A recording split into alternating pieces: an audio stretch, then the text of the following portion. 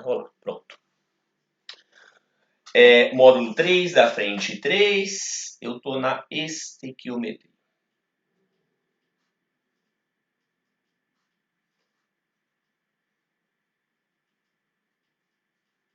Bom, o que a gente vai fazer nessa parte de estequiometria? Essa parte de estequiometria, ela, na verdade, ó, se você for pegar pelo sentido da palavra, metria significa medida.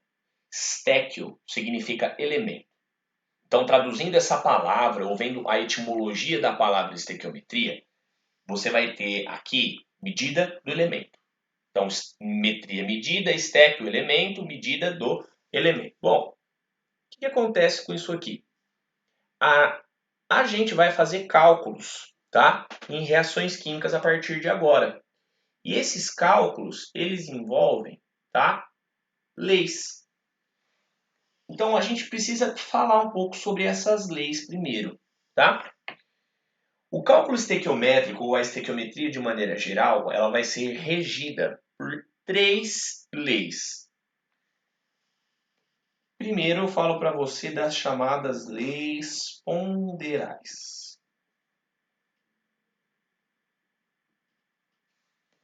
Bom, leis ponderais. As leis ponderais são leis, tá? Que sempre vão te relacionar massa de um participante. Falou em lei ponderal, pense em massa. Sempre você vai pensar em massa, certo? Existem 2 leis ponderais. A primeira lei que eu vou citar aqui, ó. Primeira lei ponderal, ó.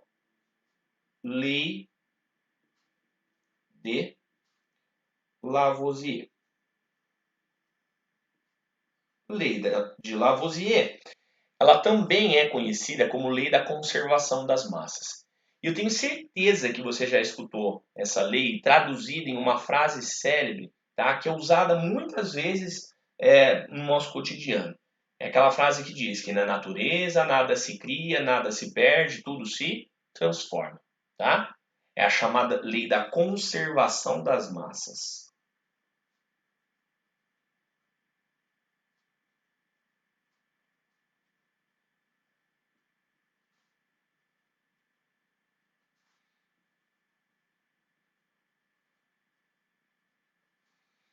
Bom, lei da conservação das massas, tá?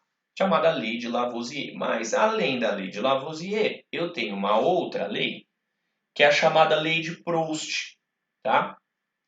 Que relaciona a proporção dos participantes. Então, lei de Proust. A lei de Proust, conhecida como lei das proporções constantes, ó, lei das proporções constantes.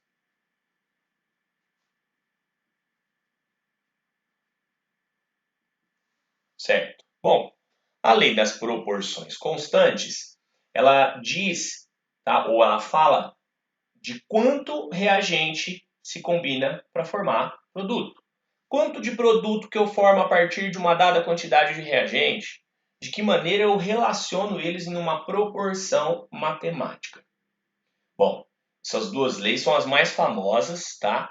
E aí a gente tem, além dessas 2 leis, uma outra lei, que é uma lei volumétrica.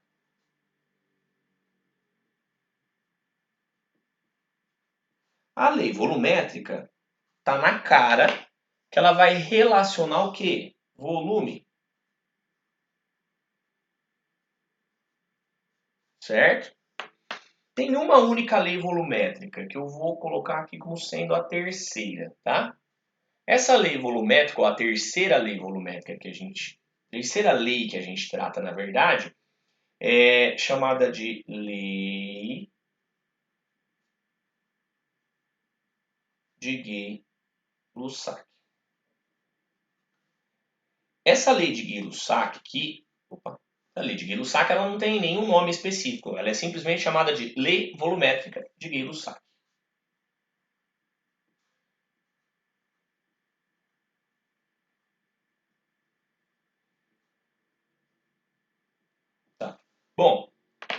A lei volumétrica, tá? Ela relaciona ou ela é utilizada para participantes gasosos toda vez que esses participantes gasosos estiverem na mesma pressão e na mesma temperatura, como a gente vai falar. Bom, eu vou destrinchar essas leis todas aqui, a gente não vai ficar só nisso aqui não. Eu vou tentar te mostrar como usar mais ou menos essas leis aqui, e aí depois a gente vai tentar ver de que maneira eu vou usar essas 3 leis para fazer os meus cálculos. Como é que eu vou desenvolver meu raciocínio, que metodologia que eu vou seguir. É importante eu frisar também que eu vou resolver os exercícios da forma como eu estou acostumado, a forma que talvez eu acho que tenha menor número de etapas e tudo mais, mas em relação à estequiometria, é muito comum que você tenha várias formas de resolver seu exercício. E aí eu posso preferir uma, outra pessoa prefere outra, a conta cada um faz de um jeito. Então, eu vou tentar te mostrar uma maneira de resolver, maneira essa que eu acho mais simples, tá? Agora, se você quiser resolver da sua forma, sem problema. Então, vamos lá. Eu vou falar um pouco sobre a chamada Lei de Lavoisier. Eu vou colocar o enunciado da Lei de Lavoisier aqui. E aí a gente vai tentar interpretar. O enunciado, tá? Ele não é esse que a gente falou há alguns minutos. O enunciado ele é um pouco diferente. Olha lá, ó. Então, em uma reação química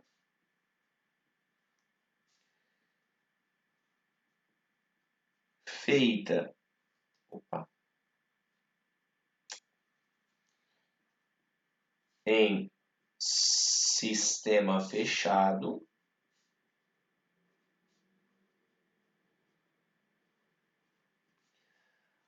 a massa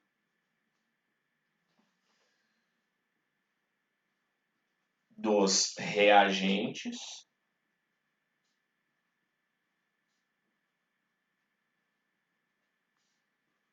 é igual à massa dos produtos.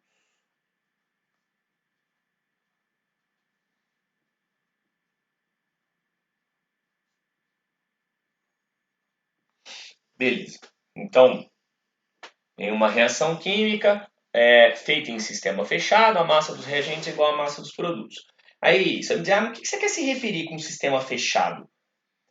Na verdade, essa foi a primeira ideia que ele teve, porque ele fala de sistema fechado, principalmente quando você tem um participante gasoso. Porque numa reação, se eu gero um produto gasoso, esse gás escapa e eu não consigo pesar o gás. Então, Lavoisier, quando ele formulou sua lei, ele tinha muito problema com um participante que era gasoso. Porque para eu pesar uma amostra gasosa, eu tenho que ter alguns cuidados. Eu não peso um gás igual eu peso um líquido, né? Então, por isso que ele fala de sistema fechado, para garantir que qualquer gás que tivesse ali, tá? Ou que fosse produzido, estaria sendo pesado também. Bom, o que acontece aqui? Eu vou pegar uma reação química, que é a reação de formação de água.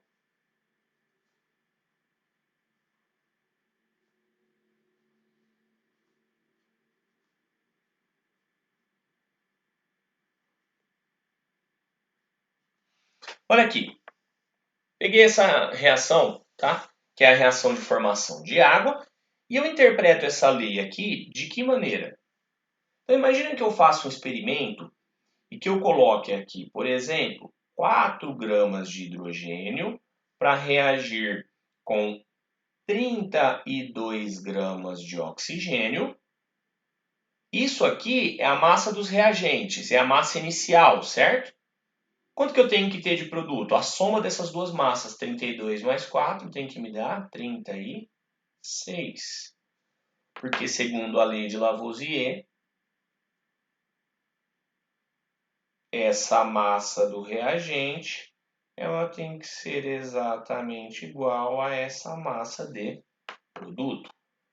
Matematicamente, eu interpreto isso aqui como 4 mais 32 é exatamente igual a 36.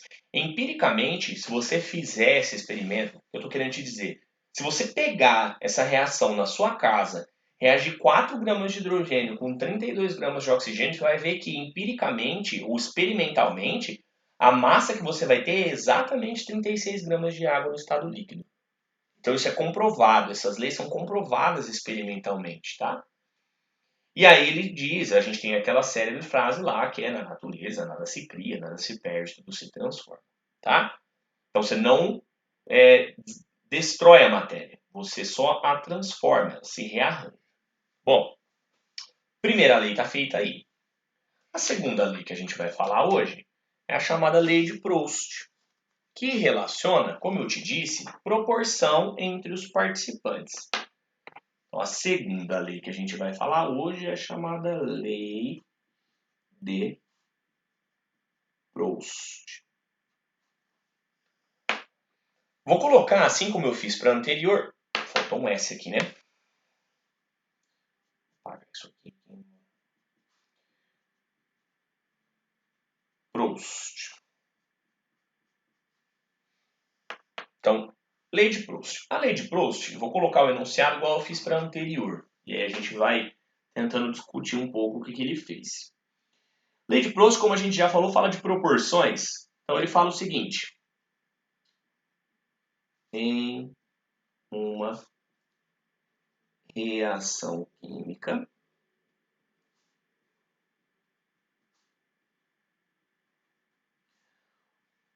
os participantes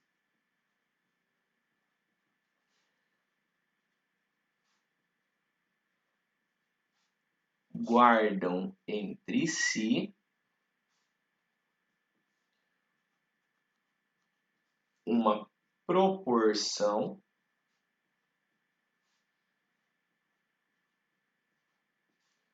constante.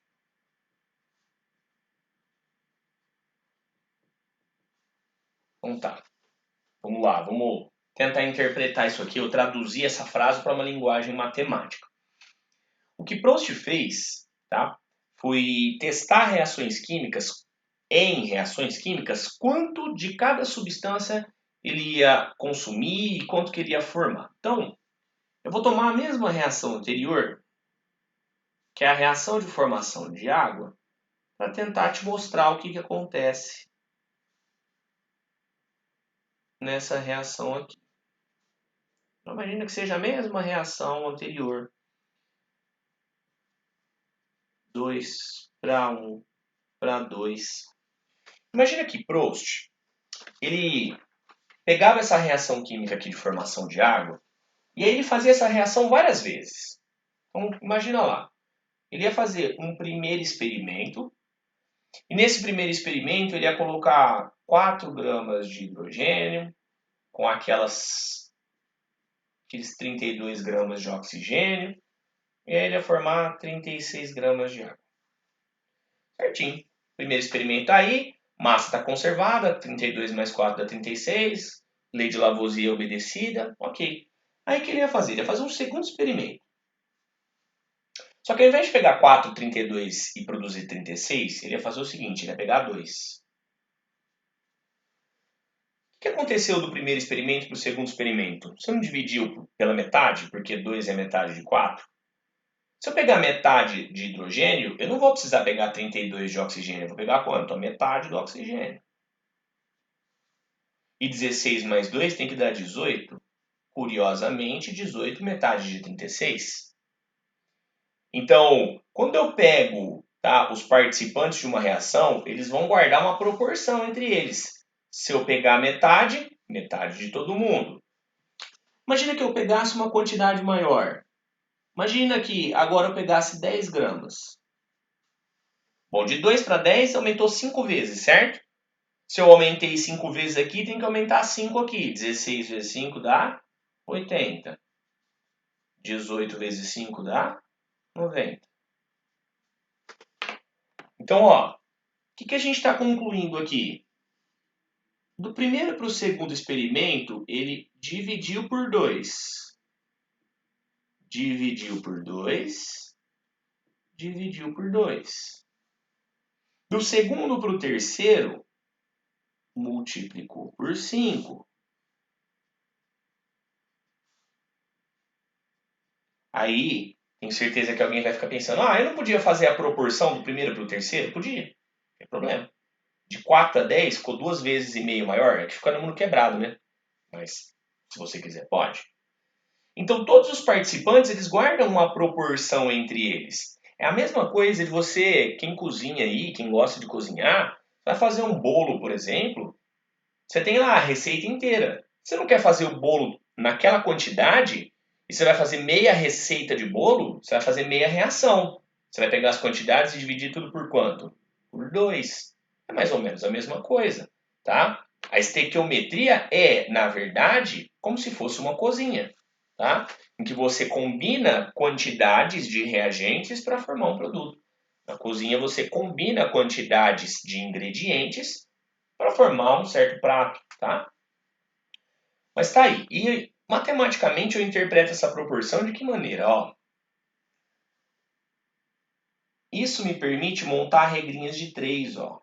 4 está para 2, assim como 32 está para 16, assim como 36 está para 18.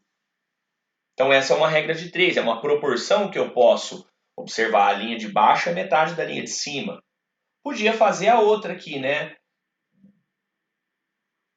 Uma outra interpretação, ó. 2 está para 10, assim como 16 está para 80, assim como 18 está para 90. Então, ó, essas duas proporções aqui são possíveis de você observar.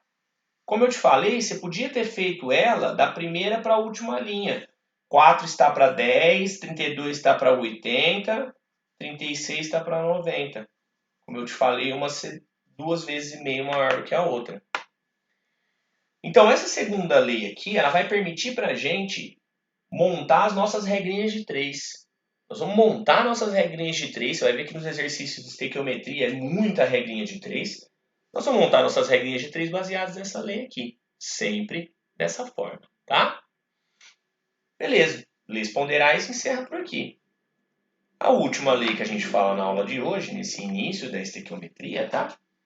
É aquela lei que a gente chama de lei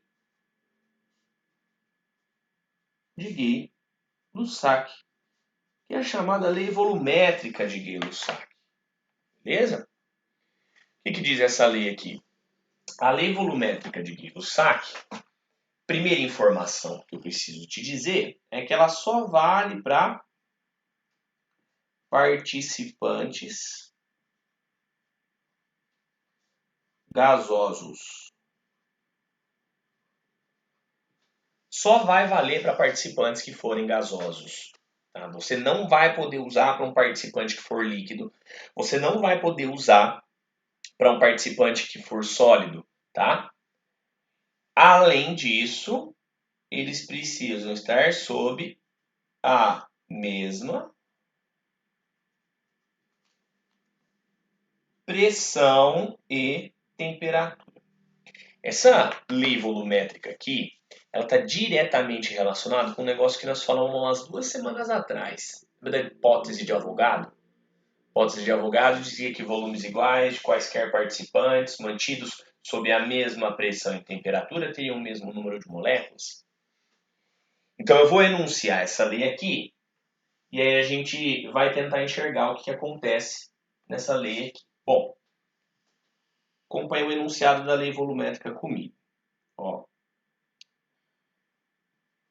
os participantes gasosos de uma reação química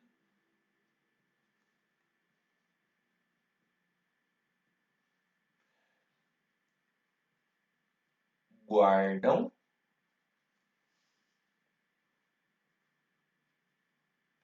entre si uma proporção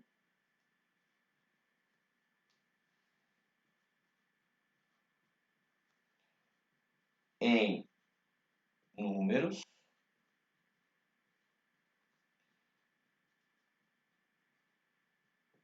inteiros pequenos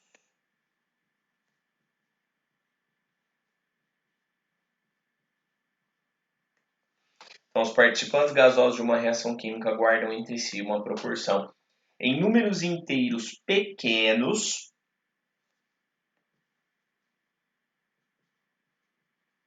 desde que estejam sob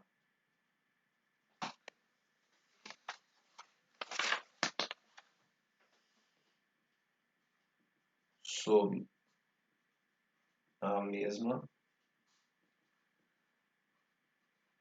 pressão e temperatura.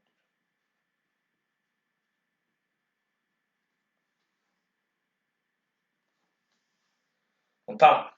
Então, os participantes gasosos de uma reação química guardam entre si uma proporção em números inteiros pequenos, desde que estejam sob a mesma pressão e temperatura.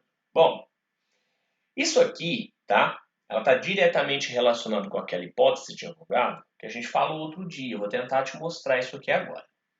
Eu vou mudar de reação. Não vou ficar pegando mais a reação de formação de água, não. Vou pegar essa aqui, ó. Reação de produção de amônia. 1N2 para 3H2,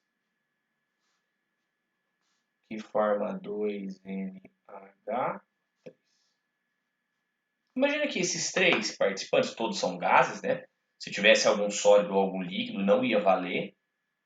Imagina que eles estão mantidos numa mesma pressão e temperatura. Que valor? Não importa, tá? Quando você lê uma equação química escrita dessa forma que eu coloquei aqui, você interpreta da seguinte maneira, que uma molécula de N2 reage com 3 de H2 e forma 2 de NH3, certo? Então, é uma molécula para 3 moléculas para 2 moléculas. Mas número de moléculas se refere a um certo número de mols, não é isso? E aí, onde entra a hipótese de Avogadro? A hipótese de Avogadro dizia o seguinte: volumes iguais de quaisquer gases mantidos sob a mesma pressão e temperatura têm o mesmo número de moléculas. Agora, a minha proporção aqui é de 1 para 3 para 2. Então, eu preciso ter 3 vezes mais moléculas aqui do que aqui. Então, se eu pegar um volume V, certo? Eu vou ter que pegar o triplo em volume de H2. Porque esse triplo de volume vai me dar o triplo de moléculas, que obedece essa proporção. E aí eu vou formar 2 volumes de produto. Aí você vai me dizer, mas que volume que você está falando? Está meio genérico isso aqui. Imagina que você pegue 50 litros desse gás, numa dada pressão e temperatura, não importa. Esses 50 litros ele tem um certo número de moléculas. Se eu pegar o triplo desses 50 litros, eu peguei o triplo de molécula, que reage totalmente. Quanto que é o triplo de 50? 150 litros. E quanto que eu vou ter, tá, do produto formado? 2/3 disso, ou 100 litros. 2/3 de 150, né? Ou o dobro do primeiro, se você quiser. 100 litros. Beleza? Então, é dessa maneira que eu vou interpretar a minha lei volumétrica. Eu vou escrever a minha reação, tá? Então, os participantes gasosos guardam entre si uma proporção em inteiros pequenos, certo? Desde que eles estejam numa mesma pressão e temperatura. E se eles não tiverem, esquece. Você não pode fazer essa interpretação que eu fiz aqui agora. Se a pressão e a temperatura não for a mesma para todos, não pode fazer a interpretação dessa lei da maneira que eu fiz aqui. Bom?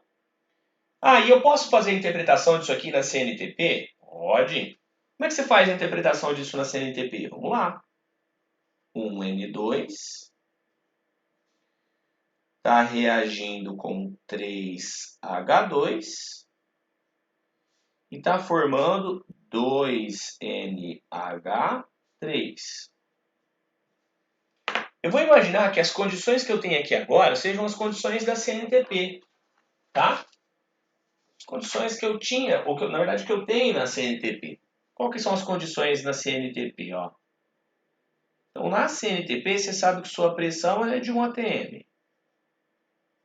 Que a temperatura é de 273 Kelvin, ou se você quiser, 0 graus Celsius. Você sabe que na CNTP, qual que é o volume molar? 22,4 litros para cada mol. Agora, se uma molécula reage com 3 moléculas para 2, significa que 1 mol reage com 3 mols e forma 2 mols. Não é isso? 1 mol, 22,4.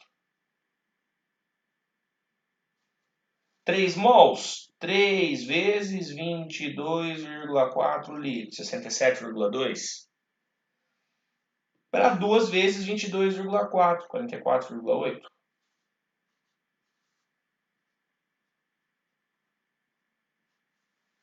Certo? Então essa é a sua interpretação na CNTP. Tá? Aí o exercício te diz, ele vai te dizer, obviamente, se seu exercício ele está na CNTP ou se ele não está na CNTP. Não te disser essa, não tem como saber. Tem como. Então, eu tenho aqui, tá, minha terceira lei ponderal. Fechou? E aí, feito tudo isso que a gente fez na aula de hoje, tá? Você está concluindo, você vai perceber que todas as reações que eu fiz aqui, elas foram feitas com balanceamento, não foi? Por que elas foram feitas com balanceamento? Você consegue enxergar que quando eu faço uma equação como essa aqui e ela está devidamente balanceada, eu consigo, além de garantir essa lei volumétrica, eu consigo garantir que a massa dos reagentes seja igual à massa do produto. Eu consigo garantir que a proporção 1 para 3 para 2 em mol ela seja obedecida. Tá?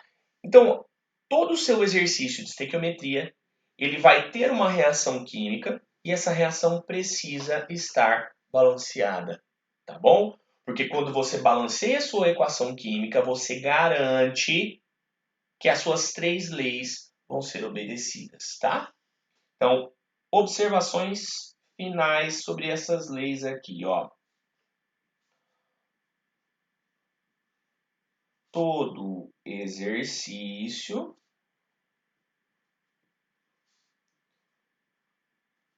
deve ter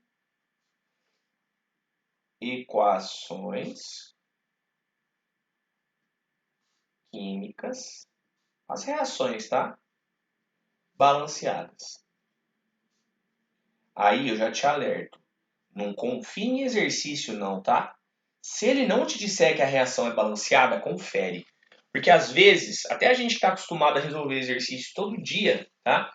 Você pega um exercício e às vezes não lê o enunciado direito, você não vê que a reação não está balanceada, você vai tentar fazer sua conta se não chega na resposta final. Porque você não consegue, na verdade sua reação não está balanceada, sua proporção está errada. E aí você acaba errando lá no final.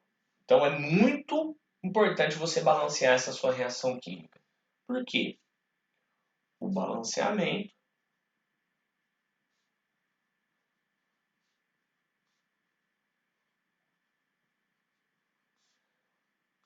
garante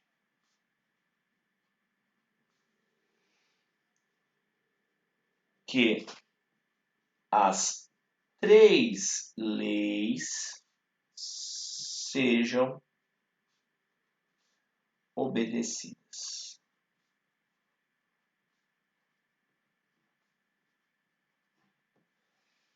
Então tá. Então o balanceamento sempre vai garantir que essas suas 3 leis elas sejam obedecidas, tá bom?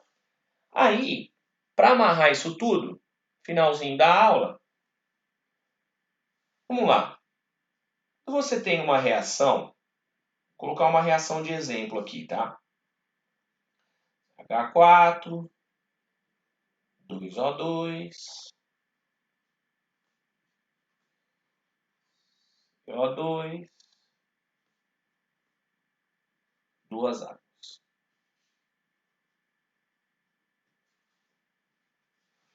Olha aqui, ó. Quando você tem uma reação feita dessa forma, ou escrita da maneira que eu coloquei aqui, você vai ver que ela está balanceada, né? Então, ó, confere comigo, um carbono. 4 hidrogênios, 2 vezes 2, 4 hidrogênios.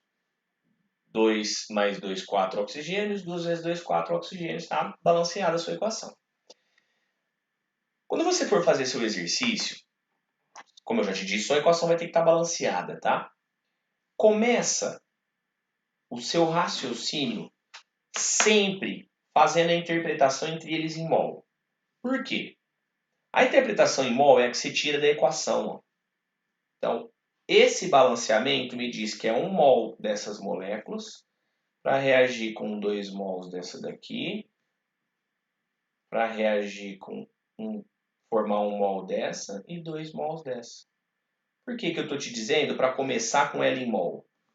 Porque você sabe que um mol ele pode ser feito em número de moléculas. Eu posso interpretar essa proporção de 1 para 2 para 1 para 2 em número de moléculas. Por quê?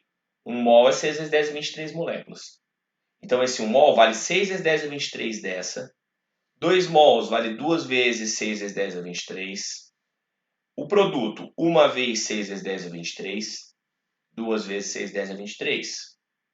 Pela massa molar, você sabe que esse mol pode ser representado em massa.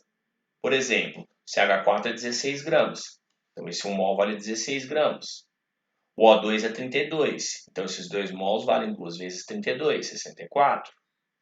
1 mol de CO2 é 44 gramas. Então, isso forma 44 gramas aqui. Massa molar da água é 18. 2 vezes 18, 36. Além disso, feito em massa e número de moléculas, ó, pode interpretar em volume também. Então, 22,4, 22,4, 2 vezes 22,4, 22,4, 2 vezes 22,4. Ou um volume para 2 volumes, para 2 volumes, para 1 volume. Então, você tem várias interpretações possíveis, mas começa dessa. Tá? Não precisa fazer para todo mundo, obviamente. Sua estequiometria é sempre feita entre 2 reagentes participantes aí. Então é uma regrinha de 3 que envolve sempre 2, esses 2, ou os outros 2 aqui. Tá? Mas faz sempre a interpretação em mol, porque ele vai ser o começo do seu raciocínio. Tá? É ele que vai iniciar o seu exercício aí. Beleza? Gente, preciso saber se vocês estão com alguma dúvida, se deu para acompanhar esse início aqui. Ou se a gente pode parar por aqui e continuar, a gente vai na outra aula para os exercícios já. A teoria, ela encerra por aqui. Não tem muito mais teoria para a gente ver, não. A gente tem que usar essas 3 leis agora e aplicá-las nas resoluções. Deu para acompanhar? Vai ver, Diego. Aí a gente vai ver excesso, limitante, pureza, rendimento. A gente vai ver as variações disso sim. A primeira de estequiometria é essa daqui, tá? Gente, então eu encerro por aqui. Na próxima aula a gente vai nos exercícios e aí eu vou te ensinar como é que você vai tirar as informações, montar sua resolução, organizar seus dados e fazer suas continhas, tá bom? Vai fazer nossos exercícios dessa nossa aula 6. Fechou, gente? Ficamos com esse cuidado, daqui a pouco a gente continua. Vou parar de gravar aqui. Deixa eu ver o